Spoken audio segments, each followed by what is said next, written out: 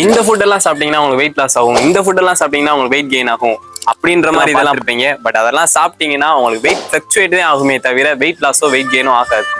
Wait லாஸோ wait கெயினோ எப்போ ஆகும்னா நீங்க எவ்வளவு அளவான ஃபுட்டை எவ்வளவு நாள் சாப்பிட்றீங்கன்றதை பொறுத்து தான் வெயிட் லாஸோ வெயிட் கெயினே ஆகும். நீங்க கேலரிஸ் அதிகமா இருக்க ஃபுட்டை அதிகமா சாப்பிட்டீங்கன்னா வெயிட் கெயினோ, நீங்க கேலரிஸ் கம்மியா இருக்க ஃபுட்டை கம்மியா சாப்பிட்டீங்கன்னா வெயிட் லாஸும் ஆகும்.